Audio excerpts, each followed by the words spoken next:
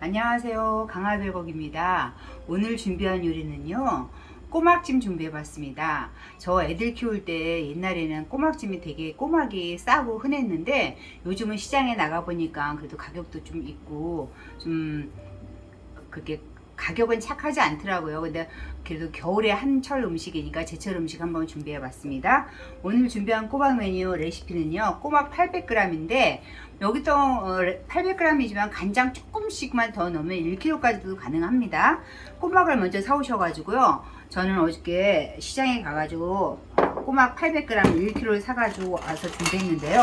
먼저 꼬막을 이렇게 사가지고 오셔서 찬물에다 박박박 문지르세요. 박박박 문지른 다음에 깨끗해, 이제 한 서너 번 헹궈서 깨끗해지면 요 보울에다가 물을 받아서 소금 한 수저 정도 넣으시고 이렇게 꼬막을 넣은 다음에 까만 비닐을 봉지에 씌워가지고 서늘한 곳이나, 지금은 베란다도 괜찮으니까 베란다에 놔주시면은, 요렇게 저 어저께 준비해 왔는데 그래도 깨끗하게 씻은 다음에 했는데도 이렇게 부유물도 뜨고 이렇게 좀 물도 뿌얘지잖아요. 이렇게 해감을 시키세요. 해감을 시키신 다음에 이제 물을 끓이시는 거예요. 해감을 씻으셔서 저 한번 체에 받쳐 올게요. 꼬막을, 해금한 꼬막을 빡빡빡 문질러서 이렇게 깨끗이 씻어왔고요. 이거 800g 아니고요. 저 시연하려고 400g 정도 되고 800g은 어저께 깨끗이 씻어서 여기 좀 까놨습니다. 요거 이때 양념장 얹는 거 보여드릴게요.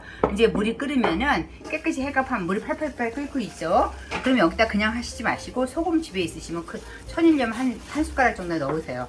소금을 넣으니까 끓는 점이 더 높아졌죠. 이렇게 해가지고 물이 팔팔 끓을 때 이렇게 꼬막을 넣으세요. 여기서 가지고 중요한 점은 약 3분 정도만, 3분에서 2분 정도 삶으면 되는데, 그렇게 또 쿠킹타임은 없으신 분을 위해서 꼬막을 넣으시고 이렇게 한쪽 방향으로만 저으셔야 돼요. 꼭. 왜냐하면 이 한쪽 방향으로 저으시는 이유가 이 꼬막이 살이 안정적으로 한쪽 껍질에 달라붙으라고 이렇게 저어주시다가, 어떤 선생님은 뭐 3분을 삶아라, 어떤 분은 2분을 삶아라 그러시는데, 제가 이렇게 이제 계속 한쪽 방향으로 저어주시다가 꼬막 살이, 입이 한 5개에서 6개 정도 버려지면 그때가 제일 적기더라고요. 꼬막이 입을 한 5개에서 6개 정도 벌리면은 그때 체에 받쳐가지고 이제 양념장을 바르시면 되는 거예요. 그래서 양념장은 이제 요거 꼬막 체에 받치면 그때 하기로 하고요. 이제 한쪽 방향으로만 계속 돌리는 거예요. 저 몇 개 정도 벌어졌나 볼게요. 이게 조개종이라 안 익은 거 드시면 피부를 태열증이라든가 이런 식중독 위험이 있기 때문에 그래도 어느 정도 익어야 돼요. 너무 익으면 물론 질기고 맛이 없지만 어느 정도 꼬막이 익어줘야 되기 때문에 한 5개 정도 이렇게 했을 때 이렇게 봐서 아직도 좀 덜 됐네요. 하나, 조금만 더 하면 될 것 같아요. 그래서 5개 정도 난 못해, 잘 모르겠어 그러면 3분 정도 삶아주시면 돼요. 제가 보니까 조금 넘치네요. 잠깐 줄일게요. 3분 정도 삶아주시면은 딱 알맞더라고요. 근데 저는 이렇게 지금 이렇게 해가지고 이제 꼬막이 한 서너 개 입이 벌어졌어요. 계속 한쪽 방향으로만 저으세요. 여러분, 지금 꼬막 삶은 지 제가 꼬막 끓는 물에 넣고 대여섯 개 되면 된다 그랬잖아요. 대여섯 개 됐기 때문에 불 끄시고 이제 준비한 데다가 이렇게 체에다 받쳐주세요. 이렇게 받쳐가지고 한 김 식은 다음에 껍질을 따기로 하고, 양념장을 식을 동안에 양념장을 만들어 볼게요. 끓는 물에 약 3분 정도 데친 꼬막을 이제 껍질을 까야 되는데, 이렇게 입이 벌어진 건 이렇게 껍질을 까시기 쉽잖아요. 이렇게 한 건 그래도 혹시 모르니까 이 맛있는 꼬막을 알맞게 섞여진 걸 물에다 또 담그는 건 맛있는 맛을 빼는 건데, 이게 지저분한 이런 껍질 이런 게 살짝 묻을 수 있으니까 이렇게 해가지고 이렇게 한번 이렇게 해가지고 물른 데다가 이렇게 한번 저는 다 깐 다음에 제일 최소한의 물로 해가지고 한번 찬물에다 한번 헹 거예요, 사실은. 왜냐하면 조개 껍질 같은 게 다 들어갈 수 있기 때문에. 그 다음에 다 아시는 것처럼 이런 거는 조개 껍질이가 안 벗겨졌을 때는 요 뒤에다가 숟가락을 놔서 이렇게 해서 다시 보여주세요, 선생님. 자, 요렇게 했는데도 네. 약간 좀 이물질이 해금을 했는데 이물질이 있는 것처럼 보이잖아요. 요럴 때 이렇게 좀 한번 헹궈가지고 찬물 넣고 탱탱하게 잘 삶아진 것 같아요. 대여섯 개 있으니까 너무 쪼그라들지도 않았고 살이 탱탱하게 잘 삶아진 것 같아요. 하나만 더 보여드릴게요.